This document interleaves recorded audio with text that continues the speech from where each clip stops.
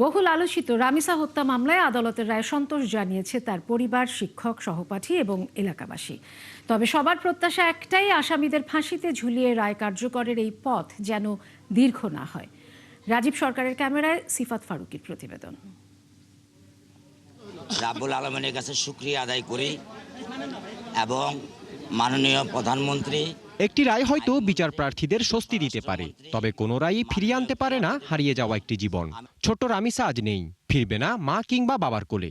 একজন বাবা মার বুক যে খালি হয়ে গেছে, এই ক্ষতি, এই কষ্ট, এই স্মৃতি কোনোদিন কেউ কোনো কিছুর বিনিময়ে পূরণ করবার নয়। বিচার প্রক্রিয়া যেন আটকে না থাকে, এই প্রত্যাশা তার ও পরিবারের। কারণ প্রতিটি বিলম্ব নতুন করে মনে করিয়ে দেয় সেই বিভীষিকাময় দিনটির কথা।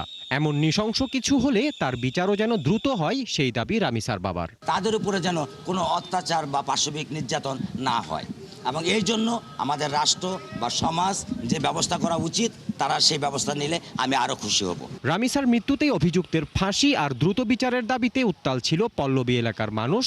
রায় শুনে খুশি তারা। এমন ভাবে তাদের বিচারটা হোক যে সবার আনাচে কানাচে ছোট থেকে বড় মানুষ যেন বুঝতে পারে যে শিশু নির্যাতনটা কি। ওরে মৃত্যুদণ্ড দিছে যাতে তাড়াতাড়ি দ্রুত কার্যকারী হয়, এটাই আমরা কামনা করি।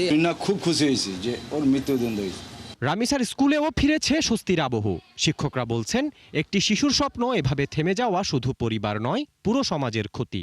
এই রায়টা যত দ্রুত সম্ভব বাংলাদেশের মাটিতে যদি কার্যকর করা হয়, তাহলে আমরা পপুলার শিক্ষা পরিবার সহ সারা বাংলাদেশের মানুষ অত্যন্ত কৃতজ্ঞ থাকব। প্রধানমন্ত্রীকে আমরা অসংখ্য ধন্যবাদ। আমাদের এই বিচারটা খুবই সুন্দরভাবে, সুষ্ঠুভাবে সম্পন্ন করার জন্য। ছোট্ট রামিসার সহপাঠীদের অবুঝ মনে বন্ধু হারানোর ব্যথা।